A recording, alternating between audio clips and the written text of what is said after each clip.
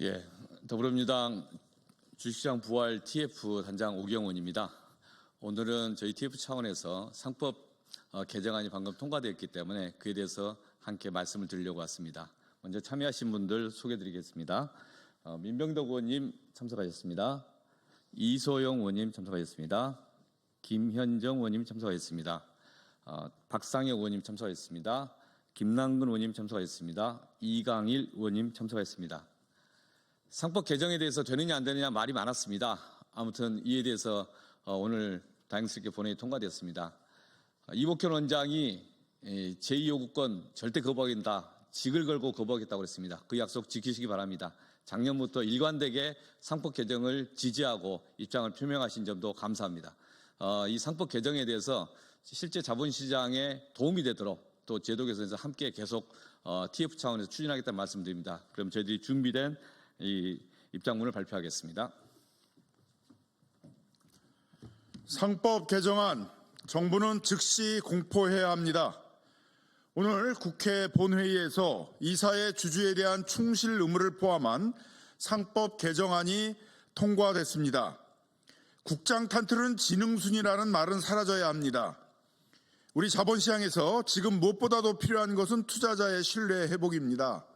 일반 투자자든 기관 투자자든 제대로 보호된다는 믿음을 주어야 합니다. 할 수 있다면 무엇이든 해야 할 상황입니다. 이번 상법 개정안은 부족하지만 첫걸음으로서 의미가 크다고 할 수 있습니다.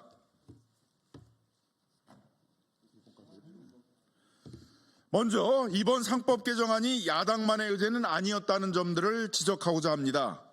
상법 개정은 윤석열 대통령, 최상목 권한대행, 이복현 금융감독원장 등 모두 찬성하고 추진했던 사안입니다.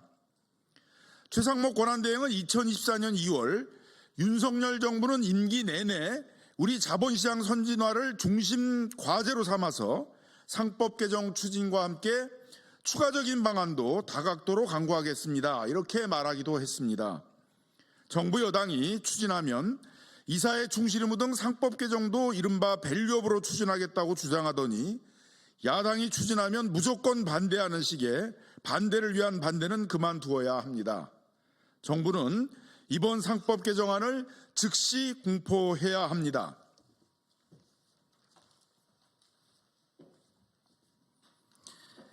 주식시장 활성화를 위한 제도 개선은 계속될 것입니다. 상법 개정안 중 일부는 아직 법사위에서 심사 중에 있습니다. 다규모 상장회사에 대한 집중투표제 의무화, 감사위원 분리선출 확대 등 여러 가지 내용에 대해 관계자들과의 논의가 계속될 것입니다. 정무위 자본시장법 개정안도 있습니다.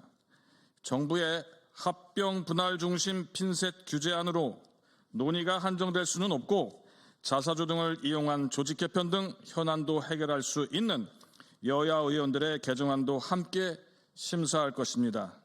핀셋 규제가 아니라 일반적인 상법 개정을 통하고 대주주나 오너 일가들에 대한 핀셋 구제안으로 법안을 보완해 나가면 될 것입니다. 정부 여당도 단순히 반대를 위한 반대가 아니라 우리나라 자본시장의 문제 해결을 위한 해법 제시에 나서줄 것을 요청합니다. 이번 상법 개정과 관련하여 앞으로 수사기관들이 기업의 경영 판단에 과도하게 개입하는 것 아니냐는 우려가 있습니다. 정상적인 경영 판단이라면 이사들이 그로 인하여 형사처벌을 받지는 않을 것입니다. 혹시나 우려가 있다면 재계나 국민의힘은 그 우려를 해소하기 위한 대안을 제시하는 것이 마땅합니다. 이복현 금융감독원장의 상법상 특별배임죄 폐지 등 일부 제안은 주목할 만합니다. 정부나 국민의힘으로부터 건설적인 제안이 있다면 긍정적으로 논의하지 않을 이유가 없습니다.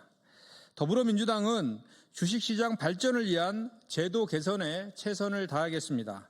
2025년 3월 13일 더불어민주당 대한민국 주식시장 활성화 TF 일동 고맙습니다.